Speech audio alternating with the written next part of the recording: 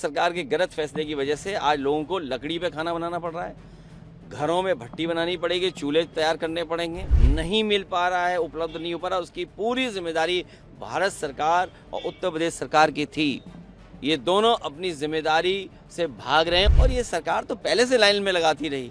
व्यापारियों को जीएसटी की वजह से लाइन में लगा दिया, नोटबंदी में लाइन में लगा दिया, अब फिर लाइन में लगा दिया। बताओ, मुख्यमंत्री जी को पता है कि गैस बहुत है, लेकिन है गैस कहाँ? सिलेंडर में भरिए और एलपीजी से दीजिए सबको। ये भारत सरकार की देन है। भारत सरकार के गलत फैसले की वजह से आज लोगों को लकड़ी पे खाना बनाना पड़ रहा है, घरों में भट्टी बनानी पड़ेगी, चूल्हे तैयार करने पड़ेंगे और बाजार में जिस तरीके से मारामारी है, जो इलेक्ट्रिक से चलने वाले हीटर, इलेक्ट्रिक से चलने वाली प्लेट्स की मारामारी है, वो आप देखने को मिलेगी। ये एलपीजी की जो कमी है, एलपीजी नहीं मिल पा रहा है, उपलब्ध नहीं हो पा रहा, उसकी पूरी जिम्मेदारी भारत सरकार और उत्तर प्रदेश सरकार की थी। ये दोनों अपनी जिम्मेदारी से भाग रहे हैं, उसकी वजह से ये इतना बड़ा संकट पैदा हुआ है। मुख्यमंत्री जी के अपने गृह जनपद में गोरखपुर में मारामारी है, लोग लाइन में लगने के लिए लड़ रहे हैं। लगता उनके अंदर मुख्यमंत्री जी का थोड़ा स्वभाव आ गया, व्यवहार आ गया, इसलिए आज लाइन में भी नहीं लग रहे हैं, लड़ जा रहे हैं वो लोग। और प्रधान सांसदीय क्षेत्र में भी लाइन लगी हुई है। सोचिए, मुख्यमंत्री जी के गृह जनपद में लाइन हो, मारामारी हो, एलपीजी का सिलेंडर ना हो, प्रधानमंत्री जी के क्षेत्र में भी लाइन लगी हो, तो और जगह तो स्वाभाविक है लाइन लगना। और ये सरकार तो पहले से लाइन में लगाती रही।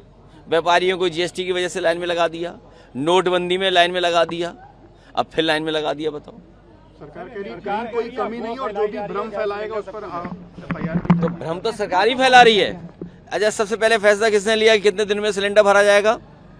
क्या कहा आपने? सरकार क्या करेगी? एक्शन लेगी, जो भी एक्शन लेगी। तो जिसने ऑर्डर निकाला है कि इतने दिन बाद ही सिलेंडर मिलेगा, उस पर एक्शन क्या कर रही है सरकार?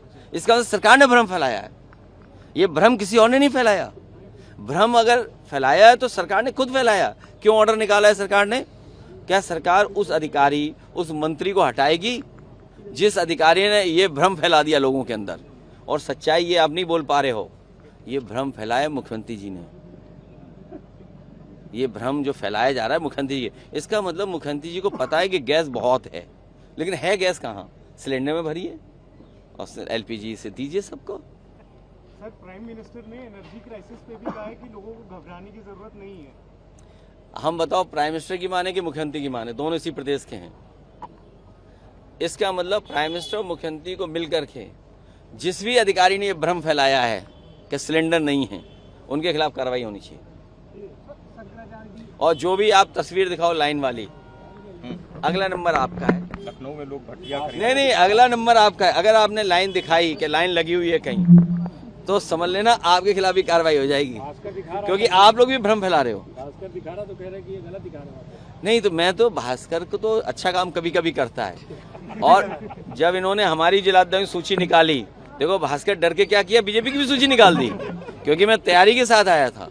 क्योंकि अगर ये अपने ऑफिस में देखें तो है ही नहीं, पीडीएन की ऑफिस में हमने पता करवा लिया है आधा।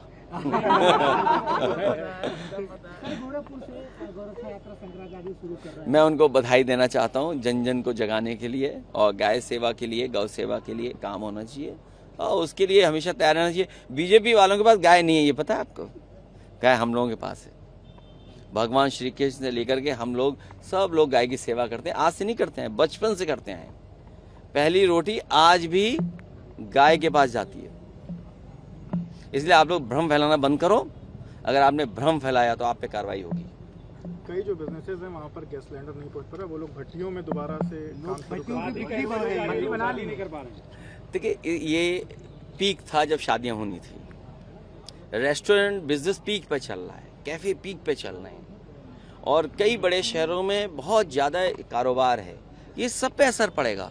और पहले दिन ही मैंने कहा था युद्ध के हम पक्ष में नहीं हैं। युद्ध से नुकसान होता है, वो युद्ध जान लेके जाता है, युद्ध अर्थव्यवस्था को चौपट कर देता है। अमेरिका ताकतवर है, वो अलग बात है, लेकिन ताकत का मतलब ये नहीं कि हर एक को दबाव बनाएंगे आप।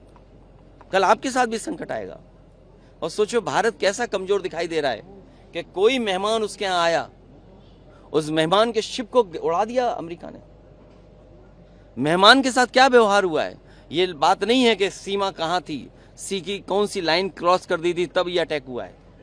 वो हमारा मेहमान था, और अगर आप मेहमान और दोस्त के लिए कुछ नहीं कर सकते हैं तो आपसे ज़्यादा कमज़ोर कोई देश और नहीं हो सकता।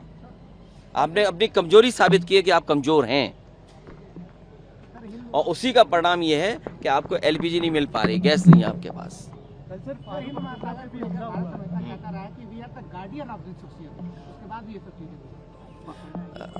भारत अपने अतिथि को भगवान मानता है, और कई स्टेट, भारत, हिंदुस्तान अपना प्रचार यही करता है कि अतिथि देवो भव। सोचिए, वो आपका अतिथि था, आपके बुलाने पे आया था, और उसके साथ ये व्यवहार हुआ हो। ये अलग बात है कि अमेरिका में करोड़ों लोग भारतीय रह रहे हैं, कारोबार कर रहे हैं, हर जगह पर हैं, और खाड़ी इधर भी हमारे बहुत सारे बड़े लाखों करोड़ों लोग रह रहे हैं। तो भारत सरकार को कोई न कोई ये जिम्मेदारी निभानी थी कि ये टले जाने न जाए लोगों की, युद्ध की परिस्थितियां ना बने। कम से कम भारत का ये रोल हो सकता था, अगर भारत विश्व गुरु का सपना देख रहा है तो। और अगर भारत के हमारे आपकी पहचान जो है कि धरती हमारे सब एक परिवार है, वासुदेव कुटुंबकम, ये नारा कौन देता है दुनिया के दूसरे हिस्सों में जाकर के?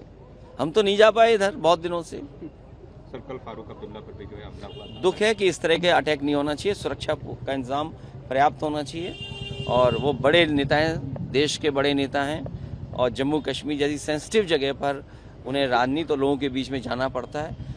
उनकी सुरक्षा अधिक से अधिक हो, और जितनी सुरक्षा दे सकती है भारत सरकार उतनी सुरक्षा उनको मिलनी चाहिए।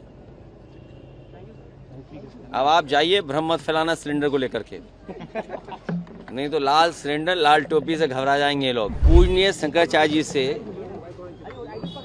मैं अभी मिलकर के आ रहा हूँ, और लखनऊ राजधानी में जब वो आए हैं तो हम सब की इच्छा हुई कि उनसे आशीर्वाद ले लें, आशीर्वाद लेने और उनसे कुछ सीखने और उनसे कुछ जानकारी और ज्ञान लेने के लिए हम लोग यहाँ पहुँचे। क्या कुछ आशीर्वाद मिला 2027 के लिए भी कोई आशीर्वाद मिला? हम पॉलिटिकल लोग हैं और आप जर्नलिस्ट हैं। आज के समय पर जहाँ सोशल मीडिया इतना हावी है, हर व्यक्ति इंडिपेंडेंट है अपना पक्ष रखने के लिए, कोई ना कोई उसमें पॉलिटिकल बात निकालने के लिए। लेकिन पूजनीय शंकराचार्य जी से मैं आशीर्वाद लेने आया, और कोई भी शुभ काम हो, कोई भी आगे बढ़ने का अगर काम शुरू होना हो, तो अगर साधु संत लोगों का आशीर्वाद मिल जाए तो उससे अच्छा और क्या हो सकता है। और सबसे बड़ी बात है, आदरणीय पूजनीय शंकराचार्य जी का आशीर्वाद मिलने से नकली संतों का अंत होने जा रहा है, नकली संतों का अंत। और जो आह्वान किया है कि हर व्यक्ति के अंदर इच्छा होती है कि कुछ न कुछ अच्छा करें, और हमेशा एक लड़ाई चलती रहती है, पाप पुण्य, अच्छा बुरा। आज हम समझते हैं हम सब के अंदर सुदर्शन चक्र होना चाहिए लड़ने के लिए। जो पाप फैला हुआ है हम सब मिलकर के उस पाप को हटा सकते हैं। शंकराचार्य जी ने कल एक बात भी कही, उन्होंने कहा कि गौ रक्षा के लिए जो राक्षस है उसका अंत करना जरूरी। आप में से बहुत से साथी पुराने भी होंगे, समाजवादी सरकार थी तो उस समय गाय की सेवा को लेकर के हम लोगों ने कई फैसले लिए, और जो कुछ कर सकते हैं गाय की सेवा के लिए हम लोग भविष्य में भी करेंगे। और उसी से जोड़ते हुए मैं आपको जानकारी देना चाहता हूं, हालांकि प्रेस में कई बार मैंने आपसे कहा कि लखनऊ का और यूपी का पहला काऊ मिल्क प्लांट अगर कहीं लगा था तो वो कन्नौज में लगा था, कि दूध से बनने वाली चीज़ें केवल गाय के दूध की हों, और वो भी कोशिश हो कि देसी गाय की हों। तो ये सेवा का काम और लोगों के बीच में संपन्नता आए और गरीब लोगों को आर्थिक रूप से संपन्नता करने का मौका मिले, उसके लिए व्यवस्था की थी। लेकिन ये सरकार न केवल आम लोगों के खिलाफ है, बल्कि हर अच्छी चीज के खिलाफ है। जो काऊ मिल्क प्लांट बना था कन्नौज में, वो भी इन्होंने, सरकार ने मिलकर के बंद करा दिया है। और वो ऐसा काऊ मिल्क प्लांट, मॉडर्न प्लांट था, जिसमें टेट्रा पैकिंग थी, पूरा का पूरा स्टेनलेस स्टील का था। और ये भी कोशिश होती भविष्य में कि गाय के दूध को खरीदने के लिए अगर हमें फैट कंटेंट भैंस का ज्यादा मिलता है पैसा, तो गाय के दूध को ज्यादा पैसे में खरीदा जाए।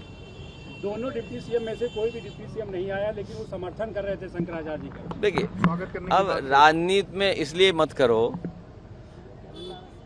इस प्रदेश में पिछले कुछ दिनों से सरकार ही नहीं चल रही है। क्या सरकार चल रही बताओ आप घटनाएं देखिए। आप आए दिन घटनाएं जो देखने और सुनने को मिल रही हैं, और कितना दबाव है आप लोगों पे कि सच्ची घटनाएं ना बाहर आ जाएं। और फिर सुनने में आ रहा है कि जिले जिले में बैठक होने लगी हैं कि किसकी टिकट कटेगी, किसको टिकट नहीं मिलेगी। तो जिनका नाम आप ले रहे हो, मुझे लगता है जो बैठक हुई है, SSS करके कोई बैठक हो रही है, SSS करके कोई जो बैठक हो रही है, उसमें सुनने में आया है कि इन दोनों डिप्टी सीएम को डपट के बाहर निकालिए। और हो सकता है कि जनता के बीच में ये जाए तो जीते ही ना। जिस बैठक का आप जिक्र कर रहे हैं, उन बैठकों में डीएम और एसपी भी शामिल होंगे आने वाले दिनों में, और भारतीय जनता पार्टी के जिलाध्यक्ष वो भी शामिल होंगे। तो ये जो डेमोक्रेसी का सत्यानाश करने वाले लोग हैं, डेमोक्रेसी को समाप्त करने वाले लोग हैं। ये जिलाधिकारी महोदय सोचें कि उनके ऊपर भारतीय जनता पार्टी का जिलाध्यक्ष बैठेगा, तो इसका मतलब ये हुआ कि डिस्ट्रिक्ट मजिस्ट्रेट को अपनी नेम प्लेट हटानी पड़ेगी और SSS करके प्रभारी अपने आप को बैठाना पड़ेगा। लेकिन उससे बड़ी बात यह है कि जो बैठकें हो रही हैं, ये सूचना मिली है कि बड़े पैमाने पर टिकट कटने जा रही है। तो वो बात तो आप लोग निकालो, थोड़ी मदद करो हमारी भी इसमें, कि वो सूचनाएं जरा बाहर निकालो कि टिकट किसी से कटने जा रही है।